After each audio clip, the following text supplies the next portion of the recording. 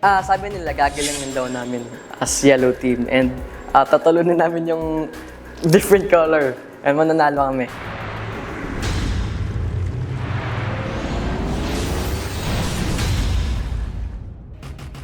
Hello Clash Nation! Ako nga pala si Dirk Quijado. I'm 14 years old from Quezon City and natutuwa ako ngayon kasi pasok ako sa 24 Top Clash.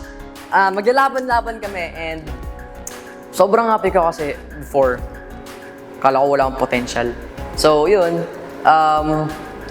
nag-pray lang ako sa sarili ko na kaya ko to and mas gagalingan ko pa sa mga darating na mga laban. So yun, ginalingan ko ngayon and then yun, hanggang sa nakapasok ako, sinabihan ko yung mga parents ko na pasok ako.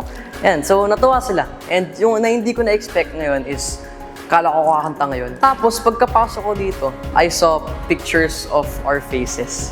Then nagulat ako, nakita ko yung face ko dun.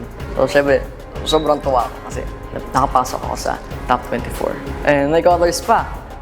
So at first, lahat kami naguluhan kasi lahat sa gilid ng mga pictures namin, mayroong mga different colors. So naglokohan kami na gender reveal daw.